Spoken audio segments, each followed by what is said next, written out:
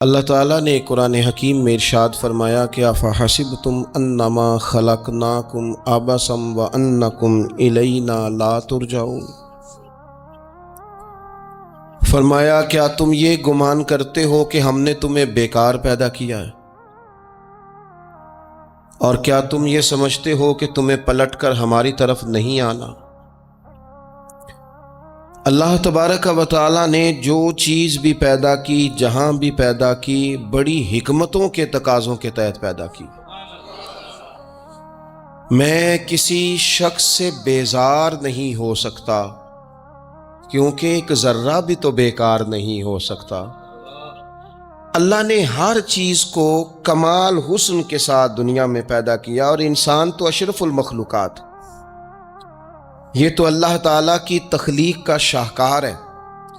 اللہ تعالیٰ نے اسے بڑی رہنمائیوں کے ساتھ، بڑی حکمتوں کے ساتھ، بڑے کرم کے ساتھ پیدا فرمایا۔ اس کو اللہ تعالیٰ نے سمجھنے کی، بات کرنے کی، اپنا ما فی الضمیر کہہ دینے کی صلاحیت عطا فرمائی۔ مالک نے اسے عقل، شعور دیا، اور جو بڑی طاقتور مخلوق نظر آتی ہیں ان کو اللہ تعالیٰ نے انسان کے قبضے میں دے دیا۔ کتنا بڑا ہاتھی ہوتا ہے لیکن ایک چھوٹا سا بچہ اسے لیے پھرتا ہے۔ کتنا بڑا اونٹ ہے، کتنی طاقت رکھتا ہے، لیکن ایک چھوٹا سا بچہ اس کے ناک میں نکیل ڈالتا ہے اور اسے لے کے گھومتا ہے۔ اللہ تبارک و تعالیٰ نے اسے اشرف المخلوقات بنایا ہے۔ اتنے بڑے جہاز ایک انسان کے قبضے میں دے دیے ہیں، وہ جب چاہتا ہے جہاز اڑتا ہے، جب چاہتا ہے اسے زمین پہ اتار لیتا ہے۔ اللہ کی دی ہوئی طاقت سے ملکوں کو سر کرنا، بڑی بڑی ٹیکنالوجی کو ایجاد کرنا خدا نے اپنی توفیق سے اسے عطا کیا۔ اور پھر اگر وہ مسلمان ہے، پھر اگر وہ حضور کا غلام ہے، تو پھر تو فرمایا کنتم خیر امت اخرجت للناس، انسان ساری مخلوق میں افضل ہیں، اور میرے محبوب کا کلمہ پڑھنے والے سارے انسانوں میں سب سے افضل ہیں۔ ان کو اللہ نے اور زیادہ فضیلتوں سے، برکتوں سے مالا مال کیا۔ یہ وہ مخلوق ہے، یہ وہ لوگ ہیں، یہ وہ امت ہے کہ جو صرف ارادہ کرتی ہے نیکی کا، کرتی نہیں، ارادہ کرتی ہے تو اللہ نیکی کرنے کا اجر عطا فرما بھی دیتا ہے۔ یہ ابھی پلان کرتی ہے کہ میں یہ کام کروں گا تو رب اس کا ثواب شروع بھی فرما دیتا ہے، لیکن پتہ نہیں کیا ہو گیا ہے لوگوں کو، نیکی کے ارادے کرنے ہی چھوڑتے جا رہے ہیں، نیکی کی منصوبہ بندی کرنی ہی چھوڑ دی ہے، خیر کے لیے پلان کرنا ہی چھوڑ دیا ہے۔ بہت سارا وقت بیکار گزرتا ہے، بہت سارا وقت چوراہے پہ گزر گیا، بہت سارا وقت گپوں میں گزر گیا، عمرے دراز مانگ کے لائے تھے 4 دن، 2 آرزو میں کٹ گئے، 2 انتظار میں۔ ایک ڈھیر سارا طبقہ ہے جس سے پوچھتے ہیں کیا کر رہے ہو، وہ کہتے ہیں بس کچھ بھی نہیں، ٹائم پاس کر رہا ہوں۔ تو میں کہتا ہوں یار اتنا فالتو ٹائم کہاں سے آیا جسے پاس کرنا پڑا؟ میں بور ہو رہا ہوں تو میں کہتا ہوں بور ہونے کے لیے وقت کہاں سے لیا آپ نے؟ آپ تو مسلمان ہیں، آپ کا تو وقت شریعت نے بڑا قیمتی کر دیا ہے۔ آپ تو 1 منٹ میں 3 بار سورہ اخلاص پڑھ سکتے ہیں۔ آپ کو تو ذرا سا وقت ملے تو آپ جا کے 2 رکعت نماز کی نیت باندھ سکتے ہیں۔ آپ کو تو تھوڑا سا وقت ملے تو آپ کے تو نبی پاک علیہ السلام نے یہاں تک ہماری تربیت کر دی، ہمارے حضور فرمانے لگے تم کانٹا اٹھا سکتے ہو نا گلی سے، تو وہی اٹھا دینا، اس پر بھی رب صدقے کا ثواب عطا کرے گا۔ تو یہاں تو کانٹوں سے بھری ہوئی گلیاں ہیں۔ میرے نبی پاک نے تو فرمایا تھا کسی مومن کو بس خوش کر دینا، وہ چاہے لمحے کے لیے ہی ہو، اس کے دل میں راحت ڈال دینا، اسے تسلی دے دینا، روتے ہوئے آنکھ آنسو پونچھ دینا، اس کو کہہ دینا میں تیرے ساتھ ہوں۔ فرمایا مومن کے دل میں تم نے خوشی داخل کر دی تو 60 سال نفل پڑھنے سے اللہ تمہیں زیادہ ثواب عطا کر دے گا۔ تو یہ فارغ بیٹھنے کا وقت کہاں سے آیا؟ یہ بور ہونے کا ٹائم کہاں سے آیا؟ ہم نے اپنے آپ کو بیکار کر لیا ہے، اور رب نے نہیں بیکار پیدا کیا، ہم نے بیکار کر لیا۔ ہم نے اپنے آپ کو زنگ لگا لیا۔ ملت کا وہ جوان جس کو چاہیے تھا کہ وہ خاندان کے 20، 50، 60 لوگوں کو لے کر چلتا، کفالت کرتا، نمائندگی کرتا، آگے بڑھ کے کہتا میں ہوں نا، گھبرانا نہ، وہ نوجوان خود دکھ سناتا ہے رو رو کے، وہ مجبوریاں سناتا ہے، وہ کچی کچی باتیں کرتا ہے، وہ کہتا ہے مجھے کالا جادو ہو گیا ہے، وہ کہتا ہے فلانے کی نظر لگ گئی ہے، وہ کہتا ہے چچا نے آگے نہیں جانے دیا، وہ کہتا ہے میں ابا جی نے صحیح تقسیم نہیں کی تو میں پیچھے رہ گیا۔ اتنی کمزور بات کرے گا، اور وہ مسلمان اپنی صلاحیت کو پہچانے۔ حضرت سعدی شیرازی کے پاس ایک شخص نے بیٹھ کے اپنے دوستوں کی غلطیاں گنوانی شروع کر دی، ان میں یہ بھی غلطی ہے، یہ بھی غلطی ہے، یہ بھی غلطی ہے، یہ بھی غلطی ہے، یہ بھی غلطی ہے۔ تو حضرت سعدی ہنس پڑے، فرمانے لگے اور یاد رکھ تیرے سجن بڑے ہی برے ہیں، پر پانی بڑا بھی گندا ہو نا تو آگ بجھانے کے کام پھر بھی آ جایا کرتا ہے۔ وہ کوئی تو خوبی ان میں تلاش کر لینا، پانی بڑا بھی گدلا ہو تو آگ تو بجھاتا ہے کہ نہیں بجھاتا۔ ہمارا یہ مزاج بن گیا ہے کہ ہم اپنی صلاحیتوں سے کام ہی نہیں لیتے، ہمیں پتہ ہی نہیں ہم کیا کر سکتے ہیں۔ میرے رسول پاک صلی اللہ علیہ وسلم کا کمال یہ ہے کہ حضور نہ انسان کی صلاحیتیں اجاگر کر دیتے، محبوب اجاگر کر دیتے، حضور اندر جذبہ پیدا کر دیتے۔ اس طرح کا وہ اقبال کہتے ہیں کہ تمہارا وقت کا امام وہ نہیں ہوتا جو تمہیں کہے حالات بڑے خراب ہیں، اس قوم کا کچھ بھی نہیں ہو سکتا، اس ملک کا کچھ بھی نہیں ہو سکتا، فلانا ادارہ بھی خراب ہو گیا، فلانا بندہ بھی کرپٹ ہو گیا، فلانا بھی دنیا دار ہو گیا، پیر بھی خراب ہو گئے، مولوی بھی خراب ہو گئے، سیاستدان بھی خراب ہو گئے، اور بیوروکریٹس بھی خراب ہو گئے، اور تاجر بھی خراب ہو گئے، اور فلانی برادری یہ ظلم کرتی، فلانا قبیلہ یہ ظلم کرتا ہے، فلانے شہر کے لوگ، اسی چکر میں صرف مایوسیاں پھیلانی ہیں، کبھی خیر کی بات ہی نہیں کرنی۔ لیکن اقبال کہتے ہیں کہ ہے وہ تیرے زمانے کا امام برحق جو تجھے حاضر و موجود سے بیزار کرے اور موت کی شکل میں دکھلا کے تجھے جلوہ یار زندگی تیرے لیے اور بھی دشوار کرے، وہ تیرے اندر رمق پیدا کرے۔ آج جو حاجی غار سور پہ جاتے ہیں تو یہ لوگ پانی کی بوتل ان کی بغل میں ہوتی ہے، رستے میں 3-4 جگہ بنی ہوئی ہیں، پانی پئیں، چائے پئیں، جوس پئیں، بندوبست ہے، آپ کے کھانے پینے کے لیے آپ چیزیں خرید سکتے ہیں۔ اوپر جائیں تو وہاں بھی سارا کچھ بیٹھنے کا بہترین اہتمام ہے۔ جب حضرت صدیق اکبر گئے تھے تو دن کو نہیں گئے تھے، رات کو گئے تھے، اور جناب اسماء بنت ابی بکر جب رات کو کھانا لے کے جاتی تھی تو وہاں تو دن کو آج بھی 1400 سال کے بعد بھی آبادی کوئی نہیں۔ اس وقت کیا منظر ہوگا، اور اب رستہ بن گیا تھا، اب تو رستہ بھی نہیں تھا۔ تو حضرت اسماء کہتی ہیں میں اکیلی روٹی پکاتی تھی، پھر اسے باندھتی تھی، پھر میں یہ نہیں کہ 2-4 میرے ساتھ ساتھی چلو تو پھر غار سور پہ چلتے ہیں، لوگ تو یوں جاتے ہیں نا۔ فرماتی میں دیکھتی تھی ادھر ادھر کہ کوئی ہے تو نہیں، دیکھ تو نہیں رہا۔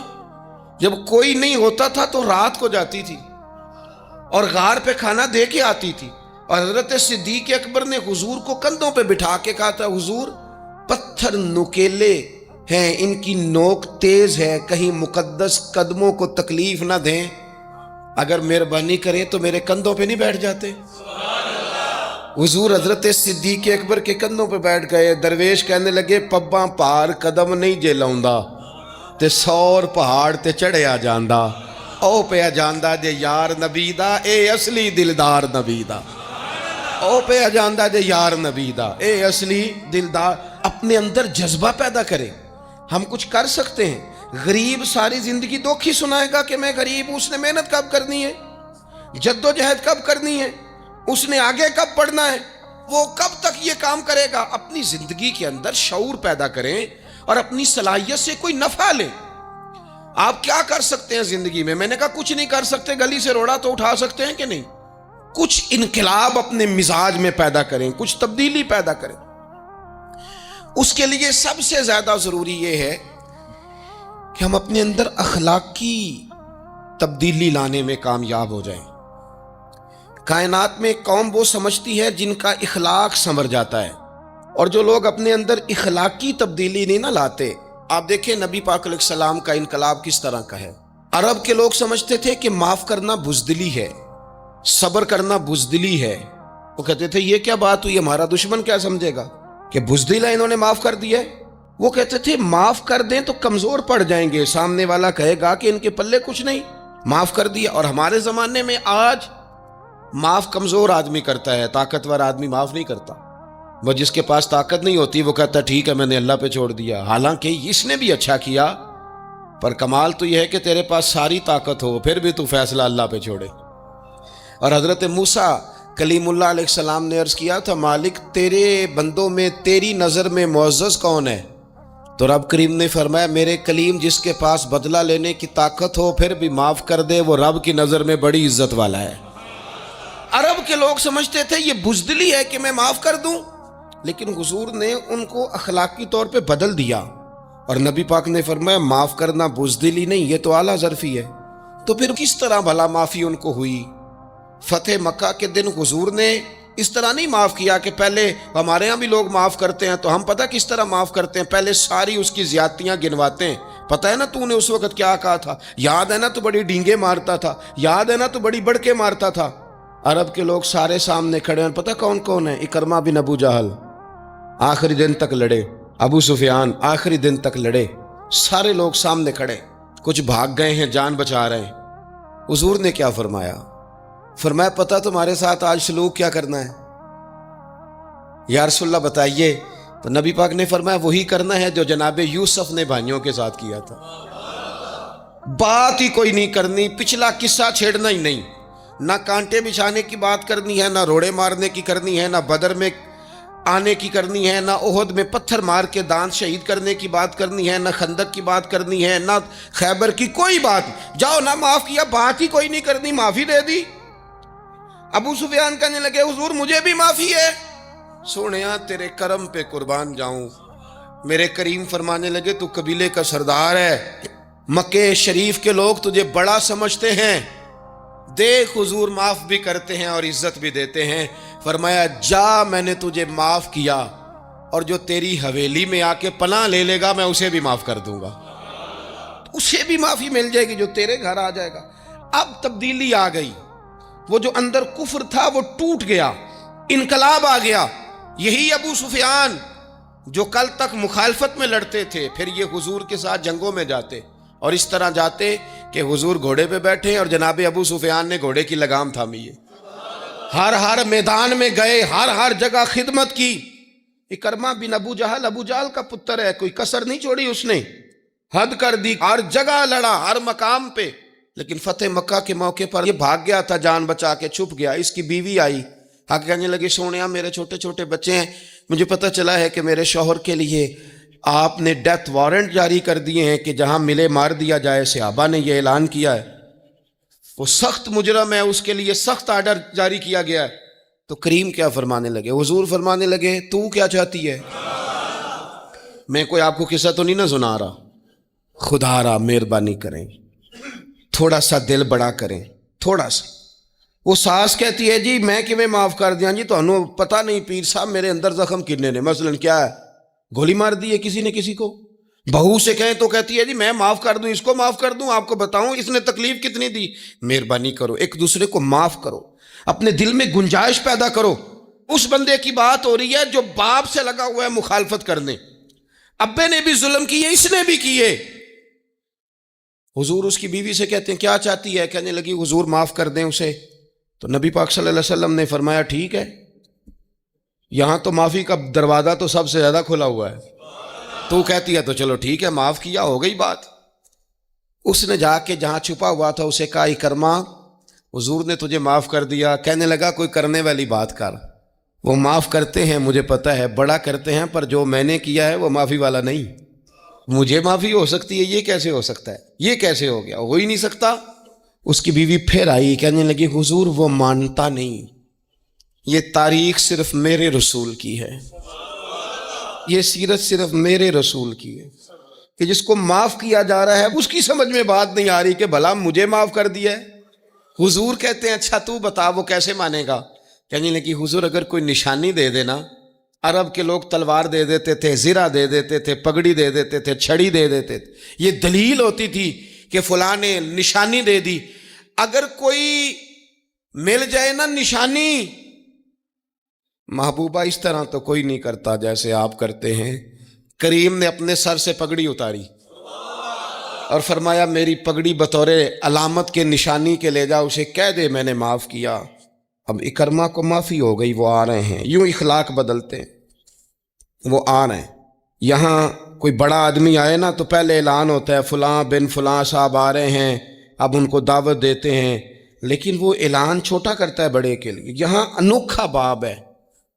اکرما کلمہ پڑھنے آ رہے ہیں. نبی پاک صحابہ سے کیا فرما رہے ہیں؟ فرمایا وہ کلمہ پڑھنے آ رہا ہے، اطاعت قبول کر کے آ رہا ہے، سر تسلیم خم کر کے آ رہا ہے، اس کے سامنے اس کے باپ کے کسی ظلم کا اظہار نہ کرنا. اس کے باپ نے بڑے ظلم کیے ہیں، زیادتیاں کی ہیں، ہم تذکرہ یہاں ہوتا ہے، لیکن اس کے سامنے نہ کرنا. اس کا تو ابا ہے نا، اس کا تو باپ ہے نا. کوئی بات نہ کرنا، اسے تکلیف ہوگی. کس کے لیے؟ صحابہ رو رہے ہیں، حضور یہ کس کے لیے تیاری کرا رہے ہو؟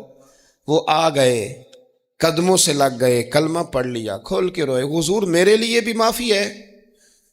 تو کریم نے فرمایا ہاں، میں رحمت والے رب کا رحمت والا رسول ہوں، ہے نا معافی. اکرما مسلمان ہو گئے. پھر تلوار کو صاف کر کے کہنے لگے سونیا پہلے یہ اسلام کی مخالفت میں لڑتی تھی، اب حمایت میں لڑے گی. مجھے بتائیں، ایک ایک گلی اکرما گئے اسلام کی حمایت میں تلوار لے کے، ایک ایک گلی. اور آپ پچھلے جہاد میں بھی گئے تھے، اس جہاد میں نہ جائیں تو کہنے لگے کفارہ نہیں ادا کرنا، پچھلے داغ نہیں صاف کرنے. میں جاؤں گا، گلی گلی جاؤں گا، نگر نگر جاؤں گا، جھنڈا لے کے جاؤں گا. میں بتاؤں گا کہ جب کوئی مدینے والے کے پاس آئے تو رب دل بدل دیا کرتا ہے. انقلاب آتے ہیں، عادتیں بدلتی ہیں، طبیعتوں میں تغیر آتا ہے. کون کہتا ہے نہیں آتا؟ میں جاؤں گا. حمص میں حضرت عمر کے زمانے تک اکرما لڑے، سالوں میدان میں رہے اسلام کی حمایت میں، اور پھر حمص کے میدان میں حضرت عمر کے دور میں لڑتے ہوئے شہادت کی موت اللہ نے انہیں عطا فرمائی. یہ آپ دیکھیں حضرت خالد بن ولید کون ہے؟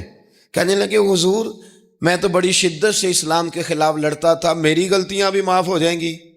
تو حضور فرمانے لگے اسلام پچھلے سارے معاف کرا دیا کرتا ہے، نئی زندگی کا آغاز ہو جاتا ہے. نئی زندگی کا آغاز ہوتا ہے. حضور نے فرمایا جو رمضان میں عبادت کر لے نا، ایمان کے ساتھ رمضان میں عبادت کر لے، اللہ اس کے پچھلے سارے معاف فرما دیتا ہے. اب وہ نئی زندگی کا آغاز کرے. جس نے شب قدر پہ رو رو کے توبہ کی ہے، وہ رمضان کے بعد کرپشن چھوڑ دے، جھوٹ چھوڑ دے، بددیانتی چھوڑ دے، دل دکھانا چھوڑ دے. جس نے رمضان میں روزے رکھے، تراویح پڑھی ہے، وہ نئی زندگی کا آغاز کرے. خدا کی رحمت سے گناہ معاف ہو گئے، اب وہ آگے بڑھے. نبی پاک علیہ السلام نے فرمایا جو اللہ کے گھر کا حج کار آیا وہ اس طرح ہے جس طرح آج ماں کے پیٹ سے پیدا ہوا ہے. اب نئی زندگی کا آغاز کرے، اب وہ اپنی عادات میں تبدیلی لائے، اب وہ بدل جائے. میں کس درد سے یہ بات آپ سے کروں کہ 50 لاکھ مسلمان ہر سال حج کرتا ہے. اگر 25 لاکھ کا کردار بھی ٹھیک ہو جائے تو سال کا 25 لاکھ با کردار مسلمان اگر دنیا کو دیا جائے تو بتائیے امت مسلمہ کا سر کتنا اونچا ہوگا. لیکن ہمارا حال وہی ہے کہ آج بھی کیتی جاندے ہو تے لہو بھی پیتی جاندے ہو، کھو کے مال یتیماں دا تے بھیج مسیتی جاندے ہو، پھٹ دلاں دے سیندے نہیں تے ٹوپیاں سیتی جاندے ہو، نفس تے چھری پھیر دے نہیں دمبے کیتی جاندے ہو، فرض پلائی بیٹھے ہو، نفلاں نیتی جاندے ہو، او دسو تے سی بلے شانو ایک ہی کیتی جاندے ہو. بات وہی ہے کہ کعبے گئے، مدینے گئے، کربلا گئے، جیسے گئے تھے گھوم پھر کے ویسے ہی آ گئے. کچھ تبدیلیاں اپنے مزاج میں لائیں، اپنی عادات میں لائیں.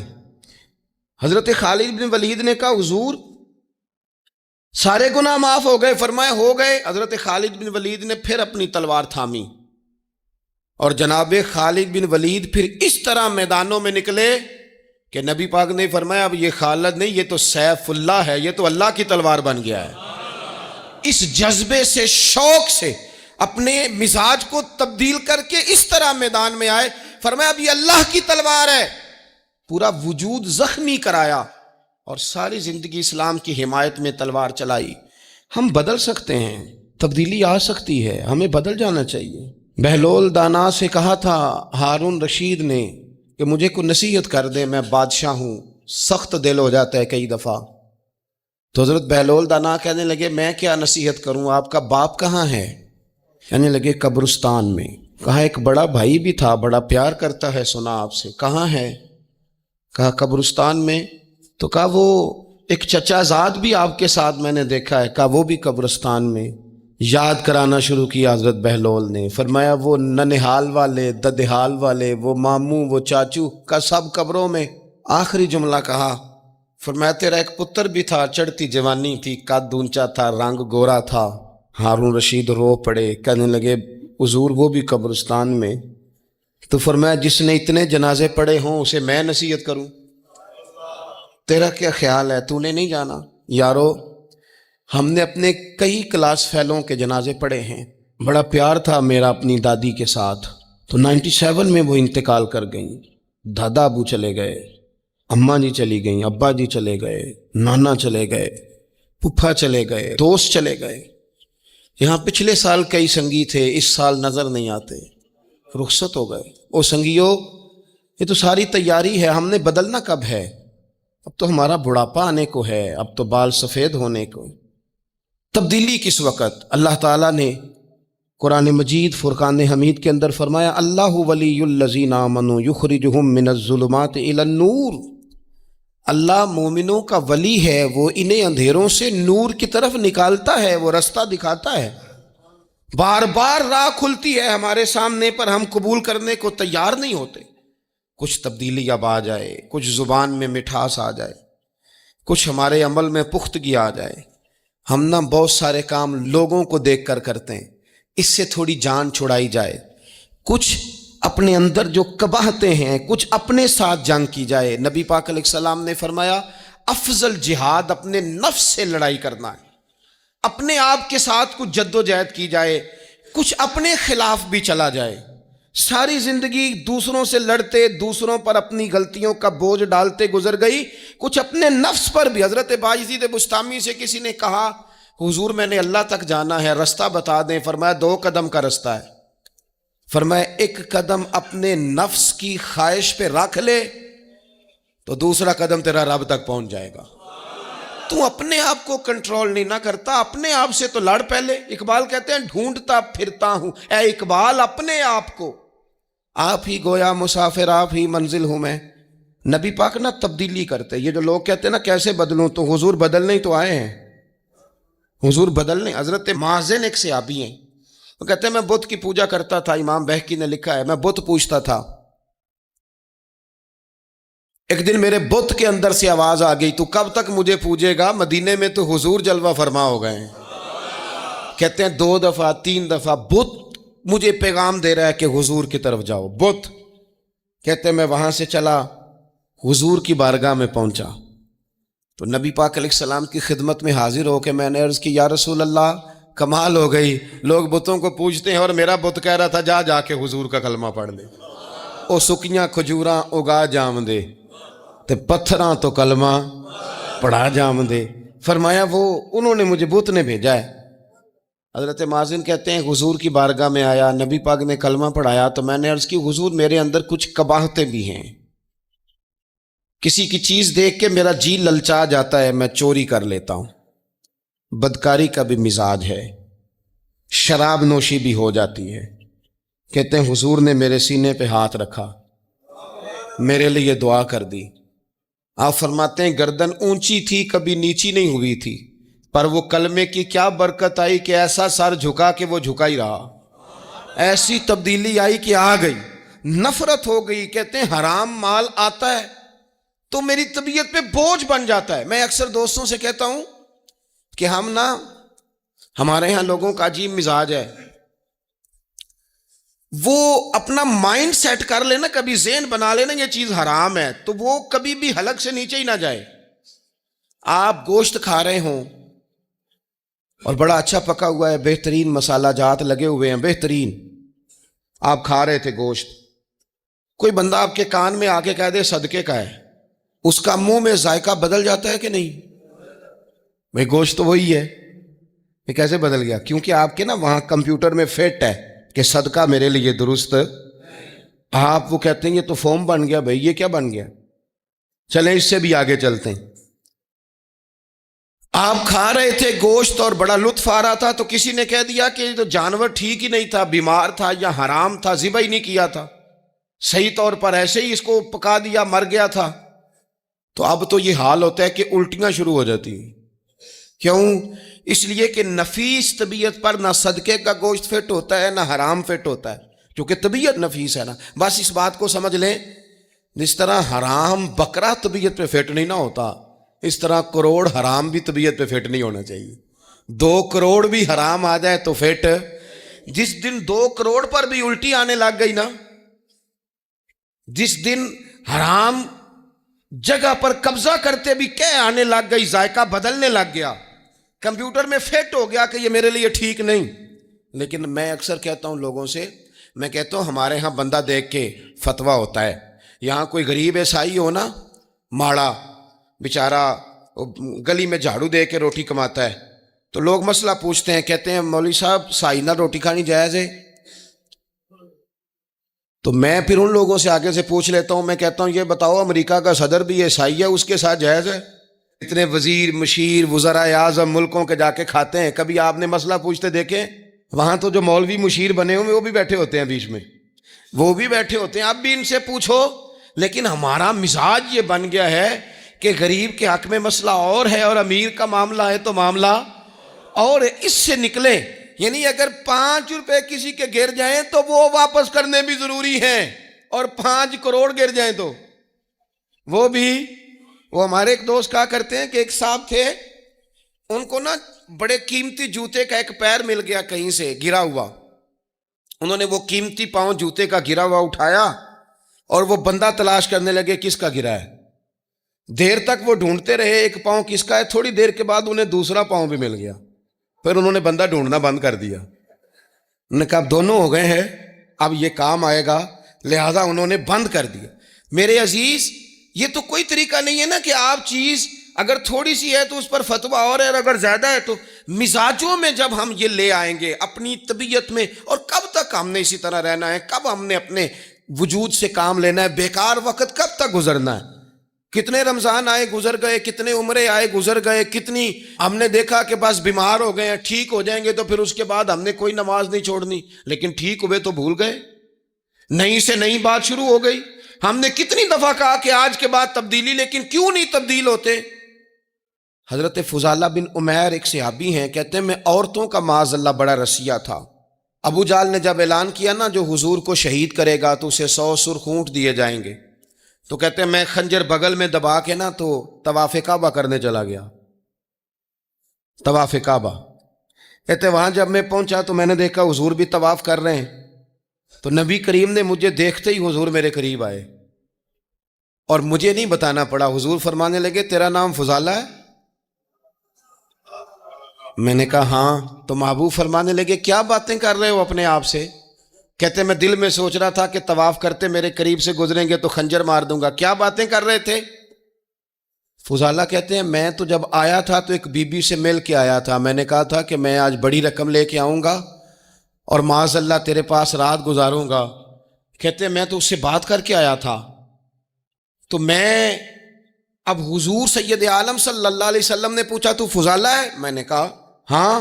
کیا باتیں کر رہے تھے اپنے آپ سے؟ میں نے جھوٹ بولا. میں نے کہا جی وہ تو میں تو ذکر کر رہا تھا اپنے دل میں. کہتے ہیں حضور مسکرائے اور مسکرا کے فرمانے لگے چل چھوڑ، جس کام آیا تھا وہ کرتا کیوں نہیں؟ میں جو تیرے سامنے کھڑا ہوں تو کرنا. خیال آیا مسلمان نیک و بد پہچان جاتے ہیں اور آقا آدمی کے دل کی باتیں جان جاتے ہیں. کرنا وہ کام. تو فضالہ کہتے ہیں کہ میں کانپ گیا، میرے ہاتھ سے وہ خنجر گر گیا. حضور نے میرے سینے پہ ہاتھ پھیرا، اس طرح پھیرا کہ زندگی میں اتنا سکون کبھی نہیں ملا، اتنی ٹھنڈک کبھی نہیں ملی، اتنا قرار کبھی نہیں آیا، اس قدر زیادہ آزمائش کبھی نہیں آئی. میں قرار محسوس کرنے لگا. کہتے ہیں حضور فرمانے لگے کیا وہ وقت نہیں آیا کہ تو کلمہ پڑھ جائے؟ کہتے ہیں میں نے فوراً کہا حضور آ گیا ہے وقت، پڑھائیں مجھے کلمہ. کہتے ہیں نبی پاک نے کلمہ پڑھا دیا، میں مسلمان ہوا. میں واپس لوٹا تو وہی عورت بن سنور کر تیار ہو کر گلی میں کھڑی تھی. عادتیں بدل جاتی ہیں. شرط یہ ہے کہ ہم تھوڑی سی کوشش کریں، شرط یہ ہے کہ ہم اپنے آپ کو اللہ رسول کی بارگاہ میں پیش کریں. اور میرے دوستوں، میرے بزرگوں، ہمیں سب سے زیادہ تکلیف میں ہماری اپنی عادات نے ڈالا ہے، ہماری اپنی خواہشات نفس نے ہمیں زیادہ آزمائشوں میں ڈالا. کہتے ہیں وہ عورت بن سنور کے کھڑی تھی. جب میں واپس لوٹا تو پہلے میں اس کے پیچھے بھاگتا تھا، اب میں اس کے قریب سے گزر گیا تو اس نے آواز دی، تو فضالہ نہیں؟ کہتے ہیں میں چپ کر گیا۔ وہ پھر پیچھے دوڑی، میرا گریبان پکڑ کے کندھا پکڑ کے ہلایا، تو فضالہ نہیں؟ کہتے میری جھکی ہوئی گردن، میں سر نہیں اٹھاتا۔ مجھے کہنے لگی تو وہ نہیں ہے جو فضالہ ہے؟ میں نے کہا ہوں میں فضالہ، پر وہ والا نہیں جو تجھے ملا کرتا تھا۔ کہا تو اب کون ہے؟ کہنے لگے میرا ٹائٹل بدل گیا ہے، میرا تعارف بدل گیا ہے، اب میں رسول کائنات کا غلام ہو گیا ہوں۔ اب لوگ مجھے مسلمان کہتے ہیں، اب میری نگاہوں میں جچتا نہیں کوئی، جیسے میرے محبوب ہیں ایسا نہیں کوئی۔ کہتے ہیں بدل گئی عادت، میں وہی ہوں پر میرا لہجہ، میرا مزاج ہی بدل گیا۔ حضرت جریر ابن عبداللہ کہتے ہیں میں کاروبار کرتا تھا اور مجھے بڑا سلیقہ آتا تھا کاروبار، میں سستی ترین چیز خریدنے کا ملکہ رکھتا تھا، لیکن فرماتے ہیں کہ جب میں حضور کا کلمہ پڑھنے گیا تو نبی پاک نے مجھے فرمایا میرا دین کسی کا بھلا کرنے کا نام ہے، الدین النصیحہ، خیر خی کرنا۔ فرماتے ہیں پھر میں نے نصیحت کو پلے باندھا، ایک آدمی سے گھوڑا خریدا 300 دینار کا، گھوڑے کو پکڑ کے میں نے جب تھوڑا آگے چلایا تو وہ تو بڑا نرم مزاج تھا، سی پنجابی چاکیدہ ساؤ ہے بڑا، اور میں نے کہا یہ تو گھر میں بھی رکھا جا سکتا ہے، یہ تو 400 کا ہے۔ پھر میں نے اس پر سواری کی تو وہ سواری کے لیے ہی بڑا اچھا تھا، میں نے کہا یار تیرا جانور 600 کا ہے۔ کرتے کرتے جب میں نے اسے 1000 دینار تھمایا، 400 میں سودا ہو گیا تھا، اس نے دے دیا تھا گھوڑا یا اونٹ۔ کہتے ہیں وہ شخص میری طرف دیکھ کے حیران ہو کے کہنے لگا جریر تو پہلے بھی آتا ہے، یہ تجھے کیا ہوا؟ تو حضرت جریر کہتے ہیں میں نے اسے کہا پہلے جریر آتا تھا، اب وہ والا جریر ہے جس نے مدینے والے کا کلمہ پڑھا ہے۔ کنتم خیر امت کا ٹائٹل ہے میرے پاس۔ کیا اسلام صرف نعرے لگانے کا نام ہے؟ کیا اسلام صرف دوسروں کو یہ کہنے کا نام ہے کہ تو نے مجھے کس طرح کہہ دیا کہ میں عاشق رسول نہیں؟ تو زیادہ ہے، تیرے پاس زیادہ دین ہے، صرف ڈٹ جانا اور زیادہ باتیں کرنے کا نام دین ہے؟ اپنے اندر ایک ایک کر کے غلطیوں کو چھوڑیں، آج کچھ عہد کریں کہ ہم نے فلاں فلاں گناہ سے جان چھڑانی، اپنے اندر کچھ تبدیلیاں لائیں، اور کسی کو بتانے کی ضرورت نہیں، ہمارا اور ہمارے رب کا معاملہ ہے۔ اکیلے میں بیٹھ کے اللہ کے حضور عہد کریں، اکیلے میں بیٹھ کے۔ آج میں نے آپ سے خدمت میں ایک اپیل کرنی ہے، وہ یہ ہے کہ ہم نے نہ آج عہد کرنا ہے کہ ہم نے جھوٹ نہیں بولنا۔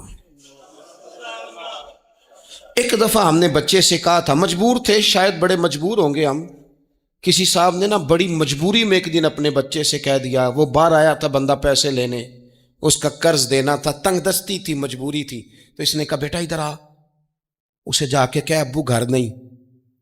آپ نے ایک دفعہ کہا، پھر آپ ساری زندگی روئیں گے کہ پتر میرے ساتھ تو سچ بولا کرنا، لیکن وہ نہیں بولے گا۔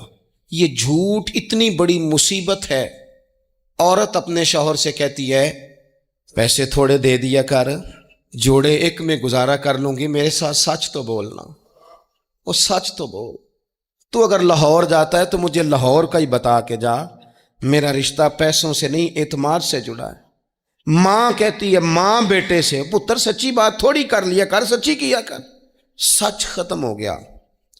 اب لوگوں نے جھوٹ کا نام بدل دیا ہے، کہتے ہیں میں نے بہانہ کر دیا تھا۔ او بھئی آپ نے جھوٹ بولا تھا، صاف صاف کہیں، نام بدل دیا۔ جھوٹ کھا گیا میرے ملک کو، جھوٹ کھا گیا اس ملت کو، جھوٹ نے اس امت کو قریب سے آ کے تھام لیا۔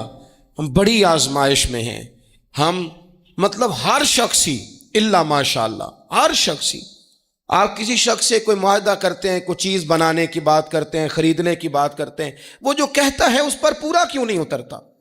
وہ غلط بات کیوں کرتا ہے؟ میرے نبی پاک علیہ السلام سے پوچھا گیا مومن بزدل ہوتا ہے؟ حضور نے فرمایا ہو جاتا ہے، کبھی یہ غلطی آ جاتی ہے۔ حضور مومن کنجوس ہوتا ہے؟ فرمایا کبھی ہو جاتا ہے۔ یا رسول اللہ مومن جھوٹا بھی ہوتا ہے؟ تو میرے رسول فرمانے لگے نہیں، میرا کلمہ پڑھنے والا ساری غلطیاں کر سکتا ہے، میرا مومن جھوٹ نہیں بولا کرتا۔ مومن جھوٹ۔ ابو سفیان کو کیسر روم نے، ہرکل نے اپنے دربار میں کھڑا کر کے کہا ابو سفیان ابھی کلمہ نہیں پڑھتے تھے، تمہارا کوئی رشتہ ہے نبی پاک سے جنہوں نے مجھے بھی خط لکھا ہے کہ مسلمان ہو جاؤ؟ کہنے لگے ہاں میں چچا ہوں رشتے میں۔ کہا وہ کیسے ہیں پیغمبر؟ تو ابو سفیان کہتے ہیں چونکہ میں مخالف تھا، میں نے وہ ساری باتیں کی جو ہم ان کے خلاف کرتے تھے، اس نے آخری بات پوچھی، اس نے کہا ابو سفیان یہ بتا کہ وہ جنہوں نے اعلان نبوت کیا ہے کیا کبھی انہوں نے جھوٹ بھی بولا ہے؟ تو ابو سفیان کہتے ہیں کہ 1 منٹ کے لیے میں نے کہا کہہ دوں، مخالفت تھی نا، تو پھر میں نے سوچا یہ تو عرب کی وزاداری کے خلاف ہے، عرب میں سے تو کوئی جھوٹ بولنا پسند ہی نہیں کرتا، اور پھر میں اگر حضور کو معاذ اللہ جادوگر شاعر کہوں گا تو شاید کسی کو 1 منٹ کے لیے متوجہ کر سکوں، اور نبی پاک نے جھوٹ بولا ہے، یہ تو مانے گا ہی کوئی نہیں۔ کہتے ہیں بادشاہ نے پھر زور دے کے کہا سردار بتاتے کیوں نہیں، کیا کبھی انہوں نے جھوٹ بھی بولا ہے؟ تو ابو سفیان کہتے ہیں میرے ہاتھ میں چھڑی تھی، میں نے زور سے زمین پہ ماری، میں نے کہا وہ میرے رشتے میں بھتیجے ہیں، میری سخت مخالفت ہے، میں ان کے خلاف میدانوں میں نکلتا ہوں، جنگیں لڑتا ہوں، کبھی وہ غالب آتے ہیں کبھی ہم آتے ہیں، لیکن میرے سامنے وہ